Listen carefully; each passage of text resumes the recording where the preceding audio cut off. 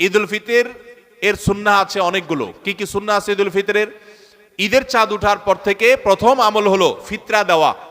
পরিবারের সবার তরফ থেকে গরিব অভাবী লোকদের কাছে আপনার পরিবারে 5 জন হলে 5 জনের পক্ষ থেকে ফিতরা আপনি খাবার পৌঁছে দিবেন গরিবের বাসায়। এটা হলো প্রথম আমল।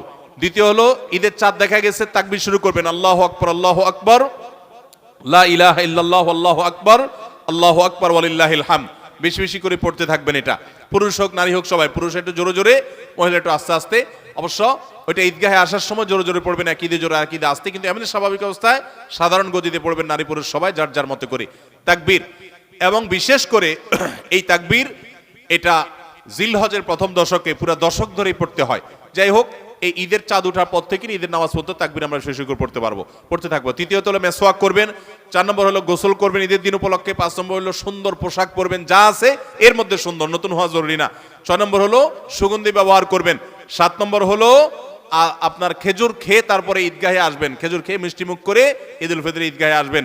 এরপরের সুন্নাত হলো যে রাস্তায় ঈদগাহে যাবেন আরেক রাস্তায় ঈদগাহ থেকে ফেরত যাবেন। এগুলো হলো ঈদের সুন্নাহ। ঈদুল ফিতরের সুন্নাহ সমূহ কি কি?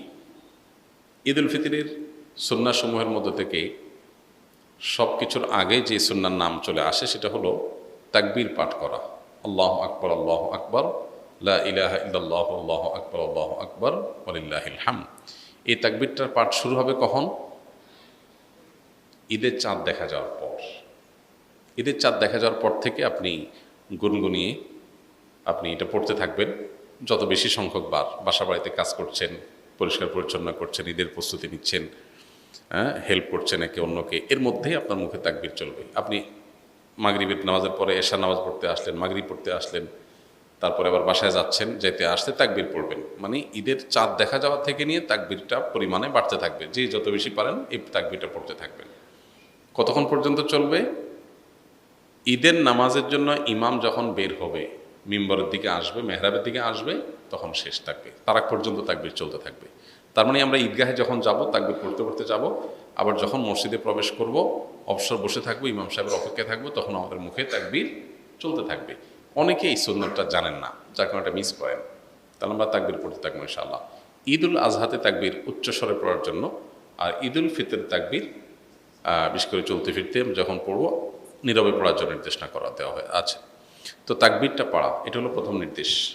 দ্বিতীয়ত হলো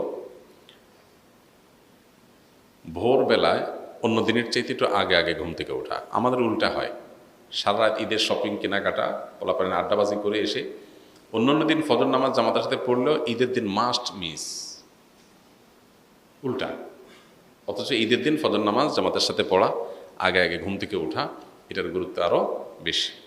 3 নম্বর হলো গোসল করা। ঈদের জন্য গোসল করা। কেন গোসল করতে হবে?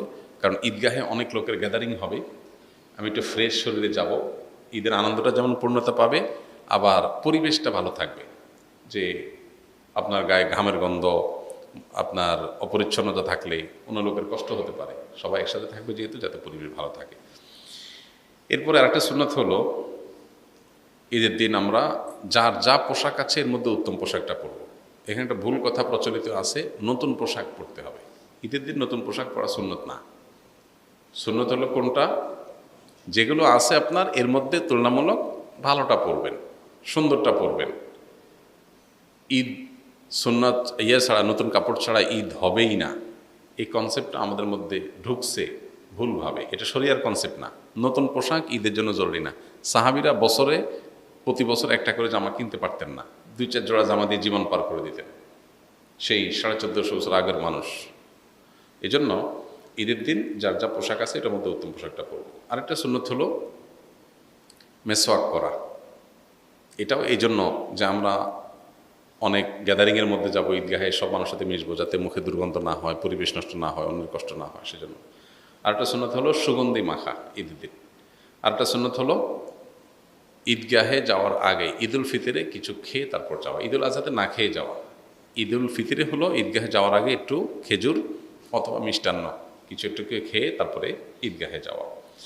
এবং ঈদগাহে যাওয়ার ক্ষেত্রে যে রাস্তায় যাওয়া, আসার সময় ভিন্ন রাস্তায় আসা। আর যদি রাস্তা ভিন্ন না থাকে তাহলে রাস্তা এক পাশে যাওয়া, আরেক পাশে আসা। পায়ে হেঁটে আসা যাওয়া করা ঈদগাহে, এখন যদি দূরে ঈদগাহ দূরে হয় তো গাড়িটা দূরে পার্কিং করে একটু ওইটুকু অন্তত পায়ে হাঁটার চেষ্টা করে।